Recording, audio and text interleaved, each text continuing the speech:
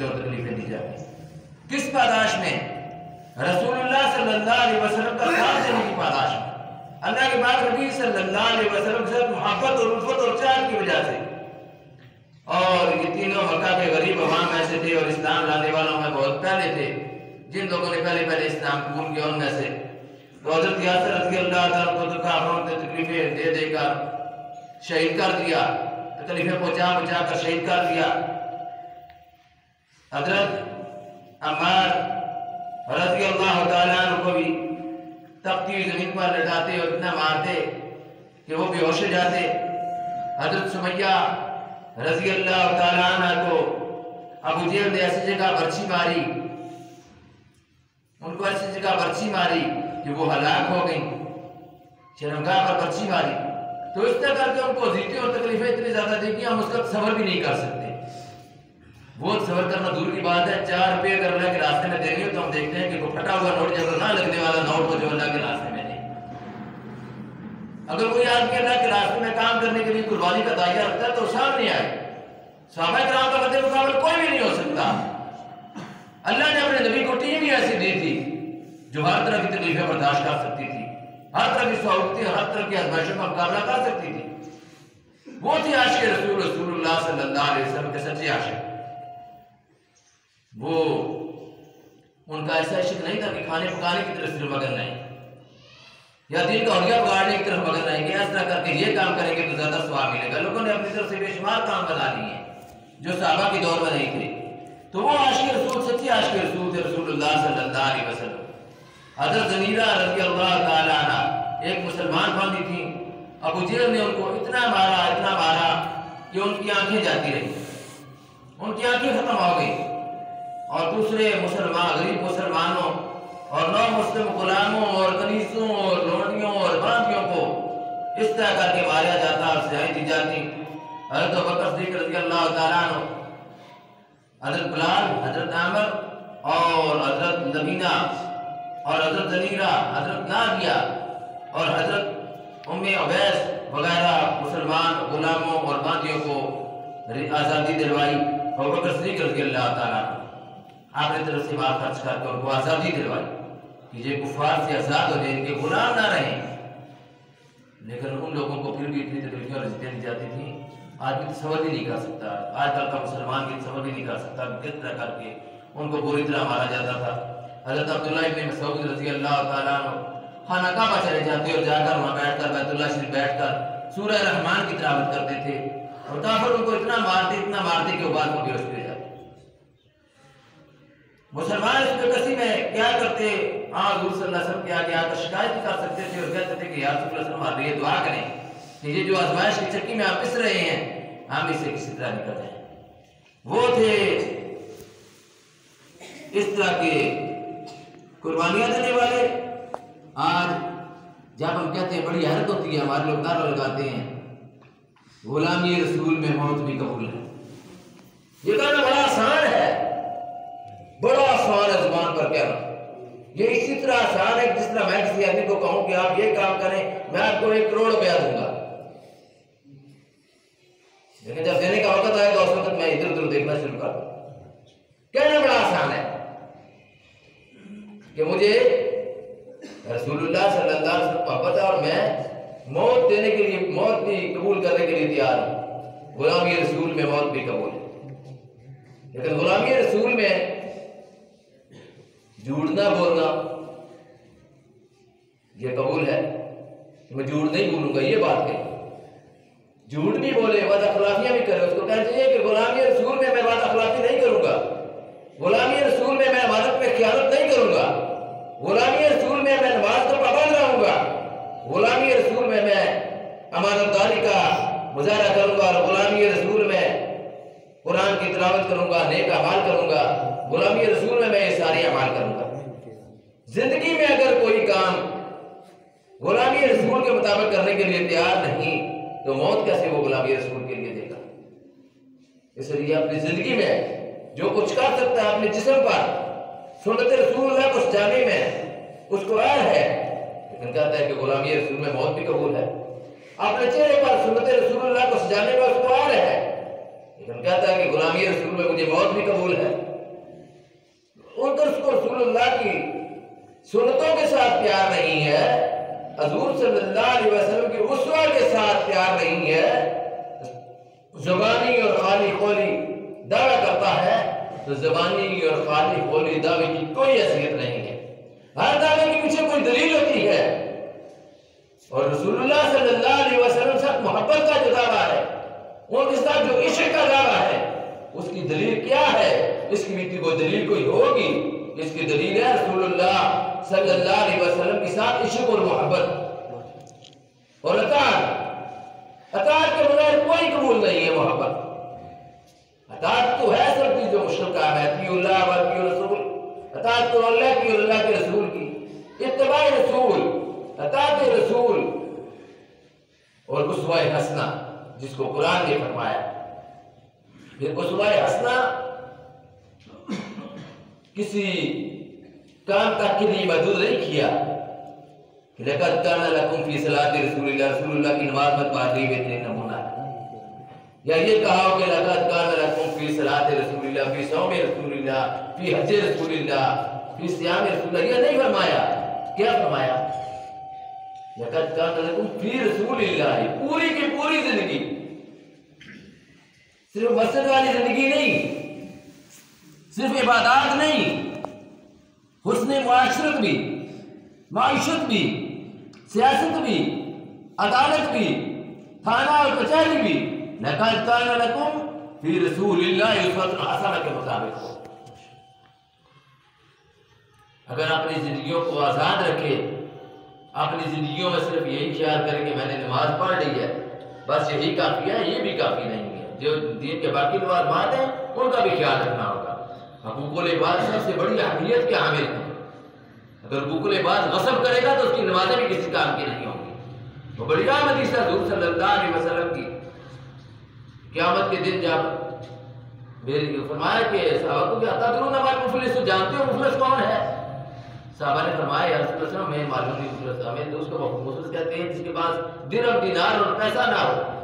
فرمایا کہ امت کا مفلس وہ ہوگا کہ قیامت کے دن نمازیں، روزے، زکات، حج سب کچھ لے کر آئے گا، لیکن کسی کو گالی دی ہوگی، کسی پر تہمت لگائی ہوگی، کسی کو مارا ہوگا، تو یہ سارے جو ہے اس کی ساری وہ نیکیاں کس کام میں جائیں گے؟ وہ نیکیاں تو وہ لوگ لے جائیں گے، کسی کی غیبت کی ہوگی،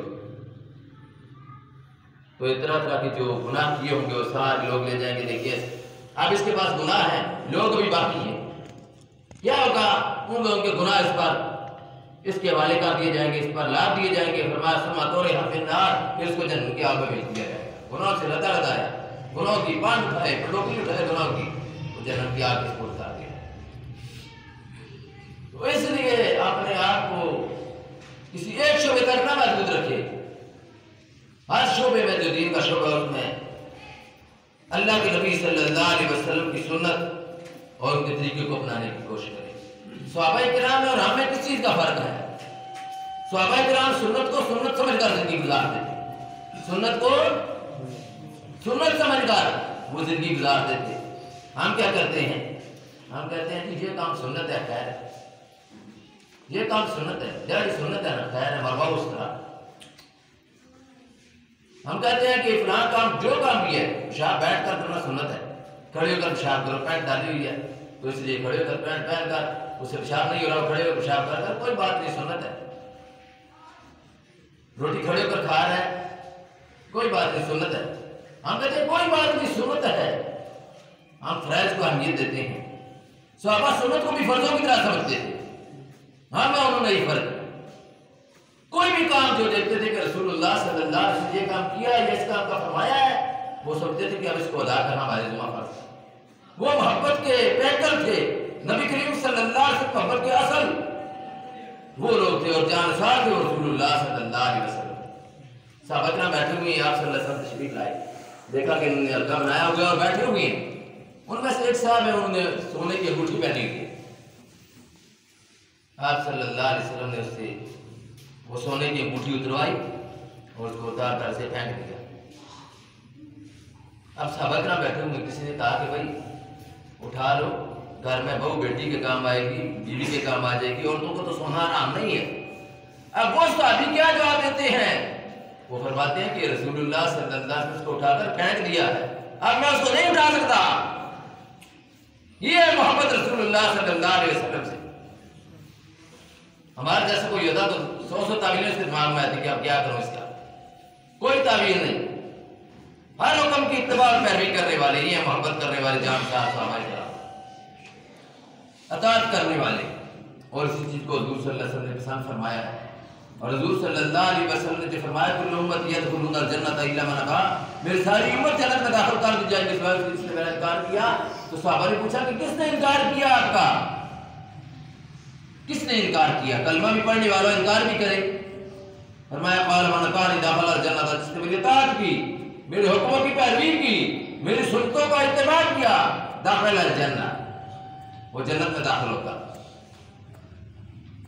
ومن عصانی فقد ابا، اور جس نے میری نافرمانی کی اس نے میرا انکار کر دیا، جس نے میری نافرمانی کی اس نے میرا انکار کر دیا۔ آپ خود سوچیں، اگر آپ کو کوئی آدمی کہے، آپ کے ساتھ آدمی کوئی ایسا رویہ کرے جو آپ رسول اللہ صلی اللہ علیہ وسلم کی ہستی کے ساتھ کرتے ہیں، اللہ کی وہ خاتم الانبیاء، امام الانبیاء، ہمارے نبی، ہم ان کا کلمہ پڑھنے والے، ہم ان کے ساتھ یہ رویہ کرتے ہیں، کسی عام آدمی کے ساتھ آپ یہ رویہ کرتے دیکھیں کہ اس کو کہیں کہ آپ مجھے بڑے اچھے لگتے ہیں، آپ کے ساتھ میں بڑا پیار کرتا ہوں، آپ کی مجھے بڑی چاہت ہے، بڑا عشق ہے آپ کے ساتھ مجھے، وہ اگر کوئی کام کہے اور اس کے کہنے پر کوئی کام نہ کرے تو اس کو کیا کہے گا؟ بدتمیز کہیں گے چلے جاؤ ڈرامہ لگایا ہوا ہے۔ ہم یہ کام اللہ کے نبی صلی اللہ علیہ وسلم کے ساتھ کرتے ہیں، بات کوئی نہیں ماننی، حرام بھی کھائے جاؤ، سود بھی کھائے جاؤ، رشوتیں بھی کھائے جاؤ اور ملاوٹیں بھی کرتے جاؤ، دودھ میں پانی بھی ملاتے جاؤ، طرح طرح کے کام بھی رسول اللہ کی تعلیمات کے خلاف کرتے جاؤ، محبت کا بیج بھی سجا کر رکھو، ہمیں رسول اللہ کے ساتھ محبت ہے۔ یہ کوئی محبت نہیں ہے، اصل میں اس کا نتیجہ قیامت کے دن نکلے گا، فیصلہ اللہ کرے گا کہ کس کو محبت کس کو محبت نہیں۔ یہ بھی آپ کو بتا دوں، صرف گلیاں سجا دینے سے محبت نہیں ہوتی، یہ دلوں میں رسول اللہ صلی اللہ علیہ وسلم محبت اور عشق کا تقاضا ہے کہ اپنے جسم پر سنتوں کو سجائیں، ایک ایک سنت کو زندہ کرنے کی کوشش کریں۔ گلیوں کو سجا دینا، بازاروں کو سجا دینا اور سمجھنا کہ ہمیں بڑی محبت ہو گئی ہے، لائٹنگ کرنی ہے اپنے دلوں میں کرو رسول اللہ کی سنتوں کی۔ اور یہ چند دن صرف اس طرح کا شغل میلا کر کے سمجھنا کہ ہم کامیاب ہو گئے ہیں، یہ کوئی کامیابی نہیں ہے۔ یہ بھی یاد رکھیں، ہر عمل کا دار و مدار نیت پر ہے، انما الاعمال بالنیات۔ اگر عمل کسی کو تنگ کرنے یا کسی کے لیے ہوگا، کوئی بھی نیت اور ہوگی، اللہ کی رضامندی سے ہٹ کر وہ عمل انسان کے منہ پر مار دیا جائے، اللہ کے قبول نہیں ہوگا۔ قبول وہی عمل ہوگا صرف خالص اللہ کی رضامندی کے لیے ہوگا، صرف اور صرف اللہ کے لیے ہو اور اللہ کے نبی صلی اللہ علیہ وسلم کی چاہت کے لیے ہو، ان کے ساتھ الفت کے لیے ہو، تو وہ عمل اللہ کے ہاں قابل قبول ہوگا۔ اپنی زندگیوں کو سنتے رسول اللہ کے ساتھ مزین کرنا چاہیے اور اپنے جسموں پر رسول اللہ صلی اللہ علیہ وسلم کی سنت کے آثار نظر آنے چاہیے، پتہ چلے کہ واقعی یہ رسول اللہ کے ساتھ محبت کرنے والا ہے۔ اس وقت نہیں ہے، ورنہ میں آپ کو بتاتا بڑے واقعات ہیں صحابہ کی۔ وہ خندق کا واقعہ ایک واقعہ صرف کہ کتنی محبت تھی صحابیات کو بھی، جو عورتیں تھیں، آج کل عورتیں میلاد بنا کرتا تھی کہ بس ٹھیک ہے ہم نے ایک ادا کر دیا ہے، عورتوں کا میلاد بھی گناہ، اسی طرح گناہ اسی طرح بدعت ہے، اس طرح مردوں کا میلاد بدعت ہے۔ وہ خندق کا میدان ہے، ایک صحابیات کی ہیں، آ کر پوچھتی ہیں، صحابی ایک آ رہے ہیں ادھر سے، تو پوچھتی ہیں کہ رسول اللہ صلی اللہ علیہ وسلم کا کیا حال ہے، کیسے ہے نبی صلی اللہ علیہ وسلم؟ اس نے کہا کہ بھائی آپ کا جو بیٹا ہے وہ شہید ہو گیا ہے، اس کے ٹکڑے ٹکڑے کر دیے گئے۔ اس نے کہا میں رسول اللہ صلی اللہ علیہ وسلم کا پوچھ رہی ہوں، انہیں ان کو بتاؤ کہ ان کا کیا حال ہے، وہ کیسے ہیں؟ آگے جا رہی ہے، آگے ایک اور صحابی ملتے، ان سے پوچھتی ہے رسول اللہ کیسے ہیں؟ وہ کہتا ہے کہ آپ کا جو بھائی ہے وہ شہید ہو گیا ہے اللہ کے راستے میں، پہلے بیٹا شہید ہوا، بھائی بھی شہید ہو گیا، دوسرا صحابی بتا رہا ہے بھائی بھی شہید ہو گیا۔ وہ کہتی ہیں کہ مجھے رسول اللہ کا بتاؤ کہ وہ کیسے ہیں، اللہ کے نبی کیسے ہیں، ان کا کیا حال ہے؟ آگے جا رہی ہے، ایک اور صحابی ملتے ہیں، یہ خندق کے میدان کا واقعہ ہے۔ تو وہ صحابی سے پوچھتی ہیں کہ مجھے بتاؤ کہ رسول اللہ صلی اللہ علیہ وسلم کیسے ہیں؟ اس نے کہا کہ تمہارا خامد بھی اللہ کے راستے میں شہید ہو گیا ہے۔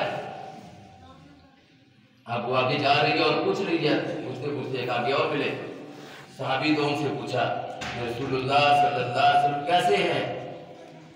اتنے حالات میں جب کفار نے چاروں طرف سے حملہ کیا ہوا ہے، خندق کا میدان ہے، وہ صحابی کہتا ہے کہ آپ کا والد بھی اللہ کے راستے میں شہید ہو گیا ہے۔ آپ کا والد بھی اللہ کے راستے میں شہید ہو گیا ہے، لیکن اس عورت کو کوئی گھبراہٹ نہیں کہتی ہے مجھے رسول اللہ کا بتاؤ کہ رسول اللہ کیسے ہیں۔ میں آپ کو بتا رہا ہوں عاشق جو ہیں اس وقت کے جو عاشق تھے جو محبت کرنے والے تھے، یہ صحابیات کی ایک نمونہ تھی اس وقت کا۔ وہ جب آگے گئی جا کر خندق کے موقع پر رسول اللہ صلی اللہ علیہ وسلم کے چہرے کو دیکھا، نظر آئے تو دیکھ کر اس نے کہا، جب اس کو بتایا گیا کہ آپ کے اتنے افراد گھر کے شہید ہو گئے، اس نے کہا میں رسول اللہ کا چہرہ دیکھا ہے تو میرے سارے غم دور ہو گئے، میری ساری پریشانیاں دور ہو گئی ہیں، میرا جوان بیٹا شہید ہوا، میرا بھائی شہید ہوا، میرا خاوند شہید ہوا، میرا باپ شہید ہوا، لیکن ان سارے کی شہادت جو ہے اس کو میں دیکھ کر سارے وہ غم مجھے بھول گئے جب میں نے رسول اللہ کے چہرے کو دیکھا۔ یہ ہے محبت کرنے والے رسول اللہ صلی اللہ علیہ وسلم کے ساتھ۔ اللہ ہمیں بھی انہی کے طریقے پر چلنے کی توفیق نصیب فرمائے، اور لَقَدْ كَانَ لَكُمْ فِي رَسُولِ اللَّهِ أُسْوَةٌ حَسَنَةٌ کی تصویر بننے کی توفیق نصیب فرمائے۔ باقی دعوانا الحمدللہ رب العالمین۔